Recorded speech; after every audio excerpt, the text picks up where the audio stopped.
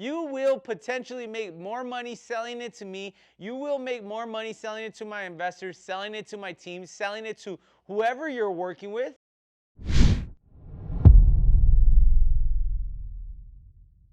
What's up? Welcome back. Today we're going to be breaking down the importance of the 4 pillars. So when you're out there talking to a seller and you want to transition from your avatar from a bird dog to a connector, these are the 4 things that are going to make you a strong connector in this industry.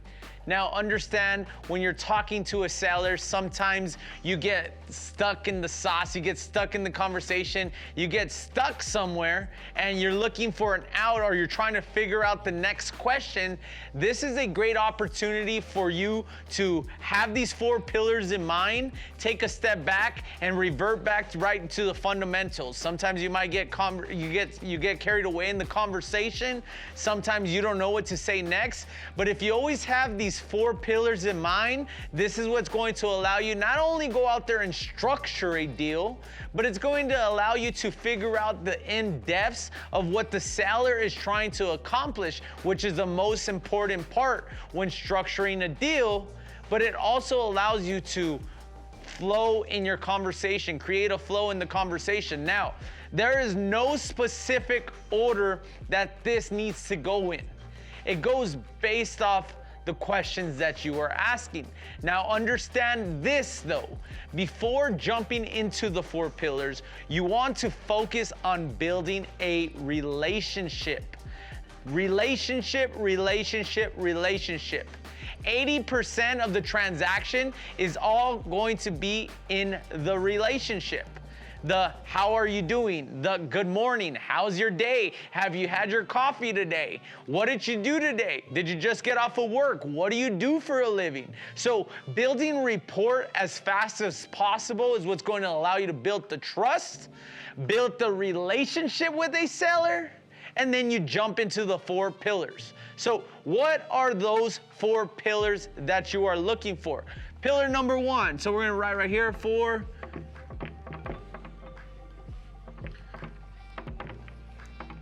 Pillar number 1, we're going to start with the motivation. When talking to a seller, it's important for you to understand their why. Why are they selling? What is the purpose of the sale? What is their true motive? Some of the ways to figure out their why is all in the questions that you're asking. Now, this is why it's important for you to ask open-ended questions. Whether you're cold calling somebody, or whether you're in an in-person meeting, or whether you're talking to somebody, is understanding why they want to sell. Now, the way I typically ask this is straight out. So why are you selling this property? What's the motivation? Are you leaving town? I was about to spell living. Are you leaving town? Is this a money situation? Do you need the money? Do you need money for some reason? Are you a tired landlord? Are you a tired landlord? Is it a vacant property? Was the property inherited? This is going to allow you to start structuring the deal. And you have to understand that typically when somebody is selling a property, they have a problem. You have to identify what that problem is, because this is what's going to allow you to be able to structure a deal a lot easier. What's their why? Did they lose their job? Are they in foreclosure? Are they moving out of town? Did they get a promotion? Do they want to downsize? Do they want a bigger house? What's going on? And the more that you're able to get in depth with their motivation, the faster you're going to build a relationship. And the faster that you build a relationship, the more opportunity you're going to be able to create. Now, maybe you're not the person closing the deal. Maybe you're just the connector. This right here is going to allow you to become a stronger and much better connector, allowing you to charge more, allowing you to make more money. So when you're talking to a seller, you are looking for the motivation. I would say the why is, all four of these are really top. But the why is going to allow you to find their pain, is going to allow you to understand and uncover this.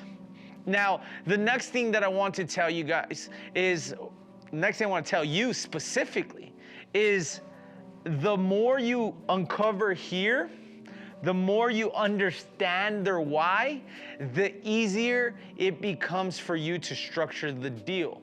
Now, the reason why I say this is, what you gotta do to uncover this is you need to ask more questions. Oh, you're going out of town? Why are you going out of town? Oh, you're moving out of town, you got a new job promotion? What did you do before? Okay, well, why? Why do you want to get a why do you want to get this new job? Is it because it's more money? Is it because you miss your family? Is it because your kids left out of town? What is your why? And the more questions that you're asking, the more you're going to understand on this. And this is what makes me so good at this is, and I say this to everybody, is I don't even need to know a property address. I don't need to know what the property looks like. All I need is to have a seller's phone number and a seller's name. And based on these 4 pillars, I'm gonna be able to have this conversation, because I'm gonna be able to build the relationship. And through that, I'm gonna be able to get all the details. So the more questions that you are asking, the more details you're going to be uncovering. The more questions you ask, the more details you uncover. So first pillar is going to be the motivation. I'm gonna write it up here. The motivation, and I hope I spelled it correctly. So motivation.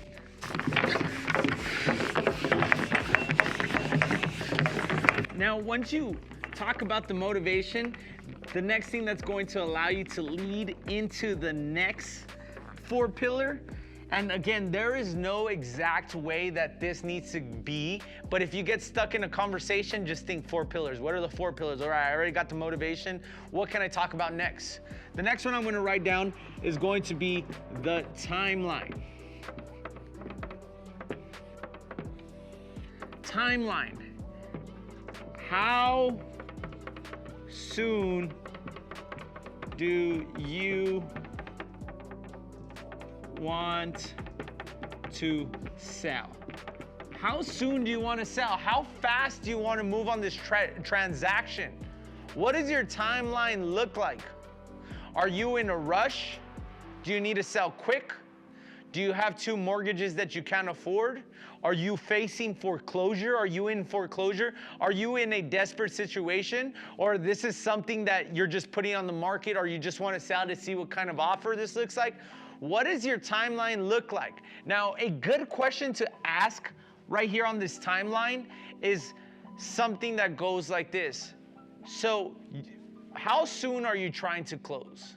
Seller tells you, well, I mean, I'm in no rush. I mean, I could sit on this. Okay, so if I'm able to get you, this is where the four pillars come involved, because now if you're able to figure out their motivation, and then you go to their timeline, and based on, you use the timeline question, basically you're in no rush. However, what I'm understanding that is, if you leave out of town and you're able to get what the reason why you're selling this, then we can move on this as soon as possible. If I'm able to give you the price that you want today, is this something that we can move on as soon as possible? Now, this is a good question to ask, because this is going to allow you to know how serious somebody is how soon do you want to sell? If we're able to accomplish all of your goals, Mr. Seller, can we move on this ASAP? Can we move on this ASAP? Is this something that you're willing to move on as soon as possible? What does your time frame look like? Oh, you're planning on buying a new house? Okay, cool. Have you found that new house? What's stopping you from looking for the new house? How soon are you gonna start shopping for the new house? Have you gotten approved for the new house? Maybe they already started building a house. Okay, the house is gonna be ready in August. So your timeline is from here to August. Your timeline is from here to December. Your timeline is from here to February. What does that timeline look? Because now, by you understanding this timeline, you're going to know how you can structure this deal.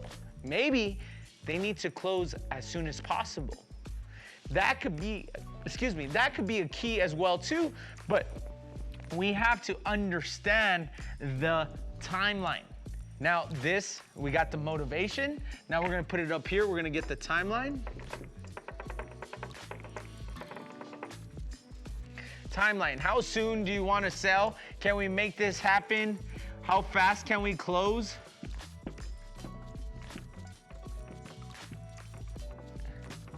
How fast can we close? Is this something that you're thinking about, or is this something that you're serious about? Is this something that we can put on paper today? Is this something that we could put on paper today?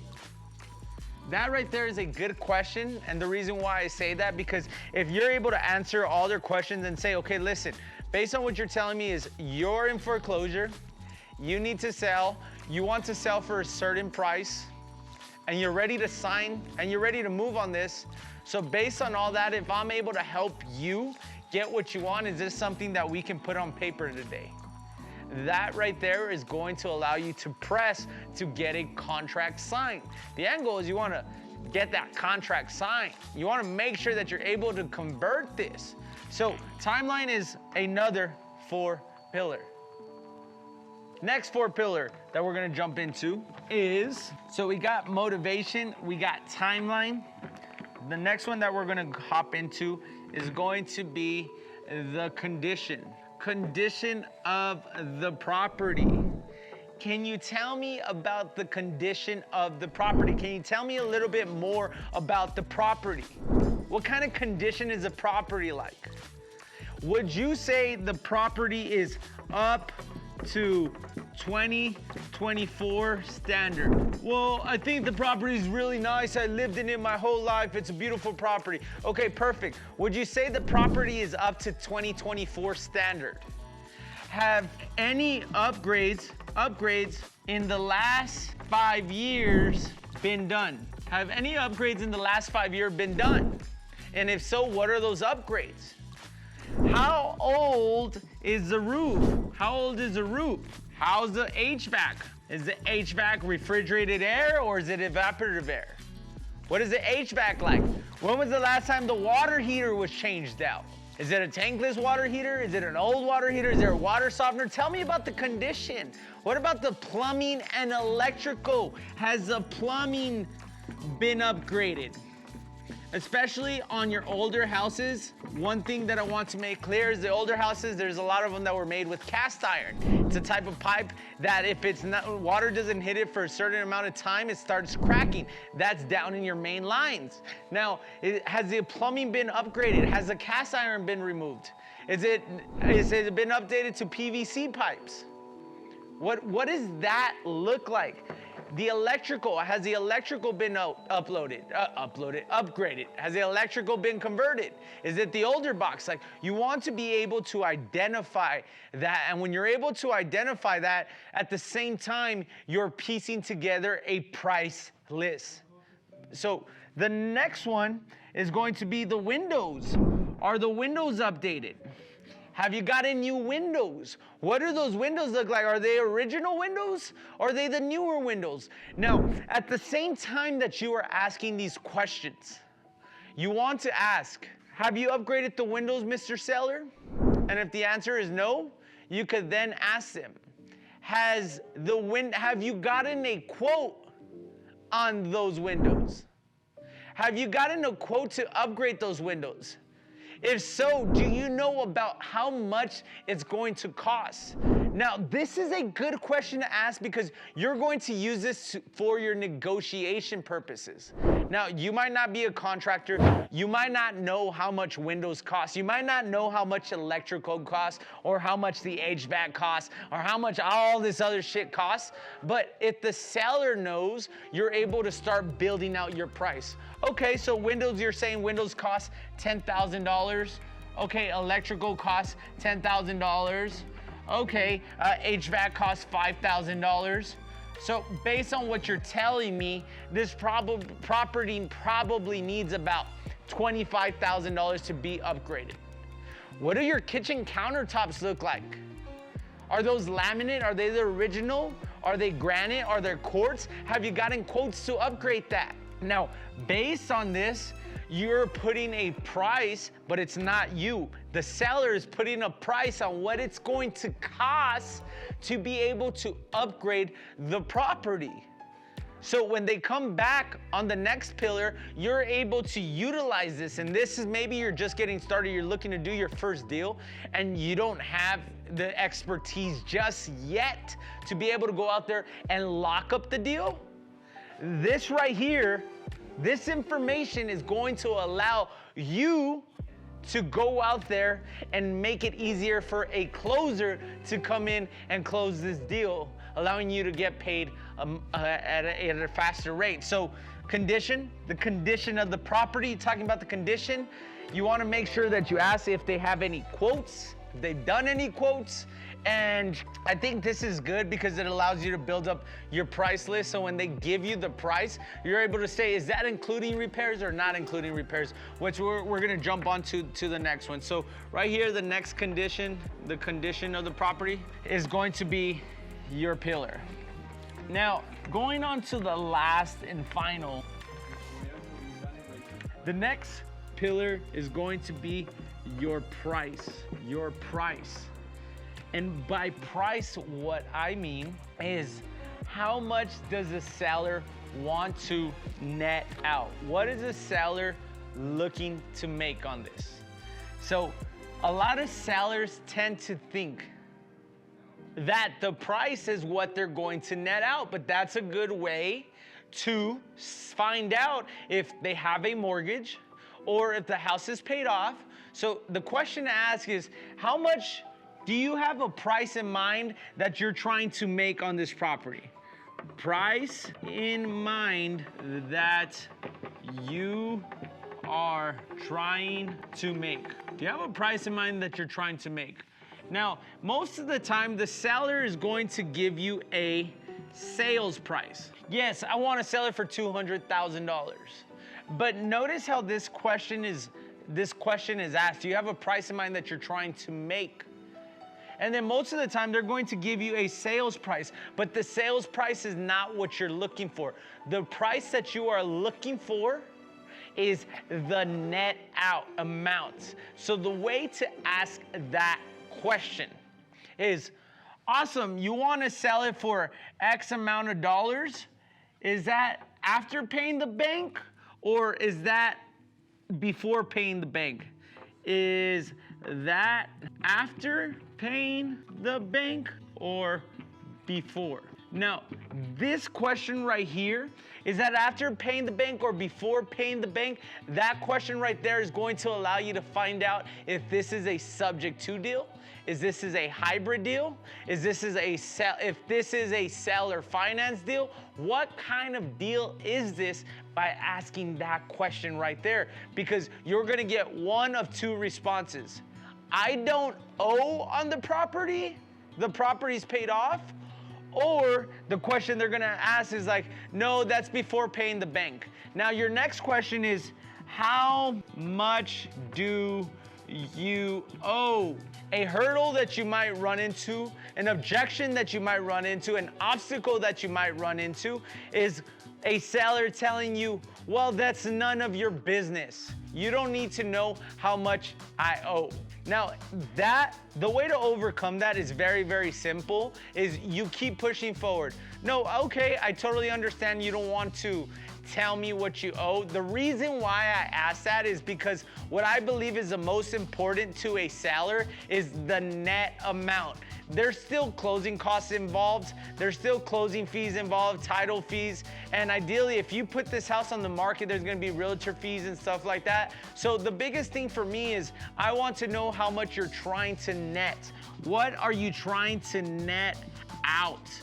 Now, once you give them a little more comfort and you really, really nailed the relationship part at the beginning and you built the trust, they will then open up and they'll be like, oh, okay.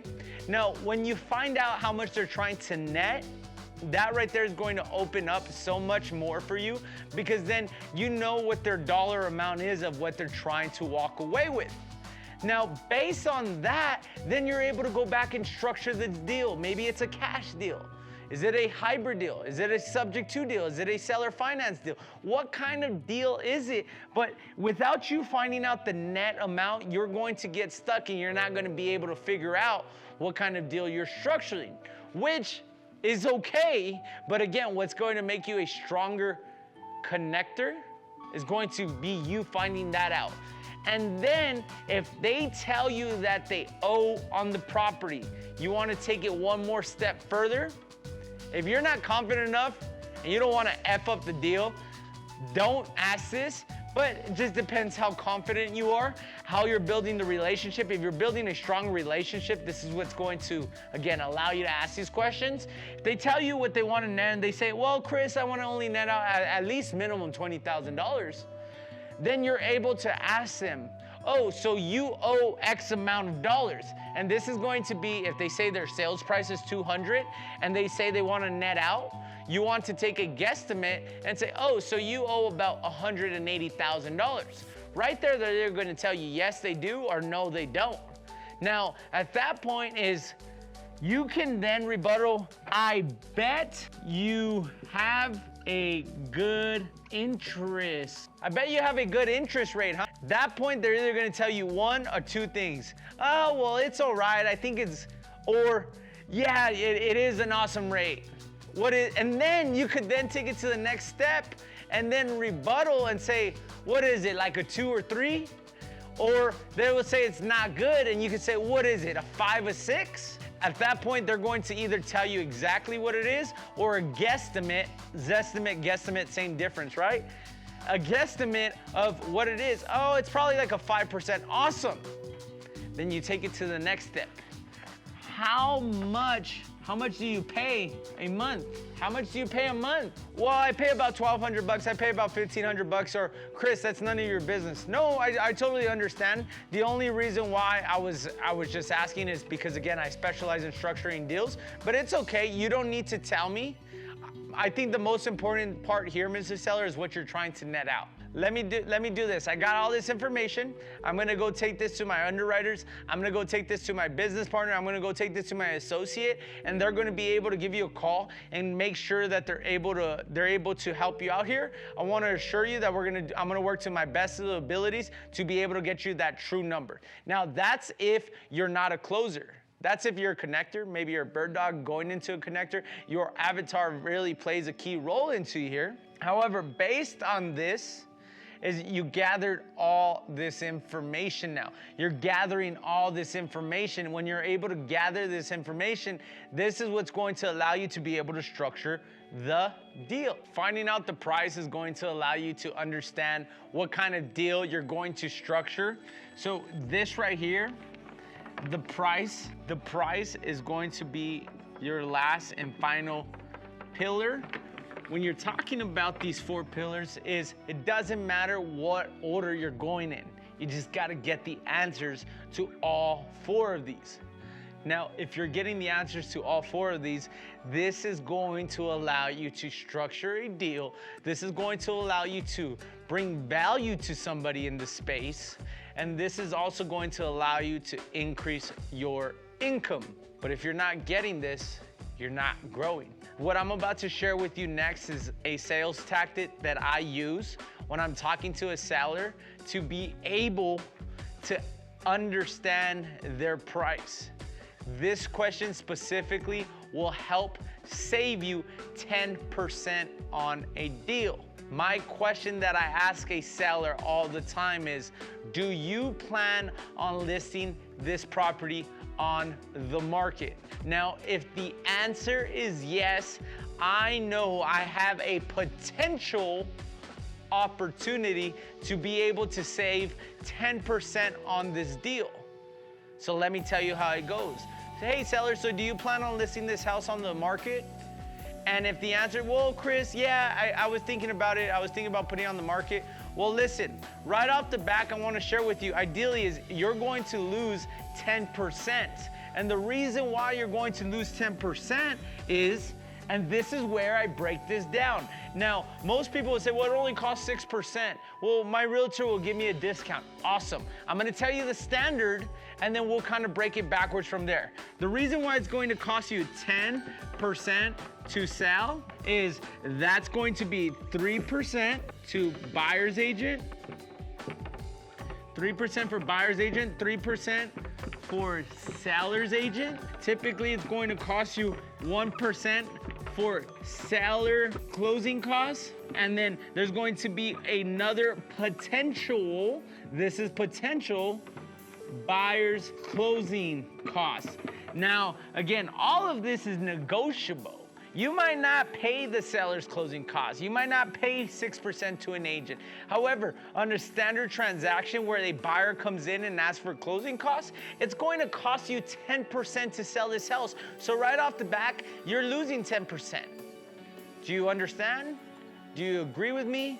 Do you see how that's going to affect? And this is how I know I can help you save all this, but I also know you will potentially make more money selling it to me. You will make more money selling it to my investors, selling it to my team, selling it to whoever you're working with.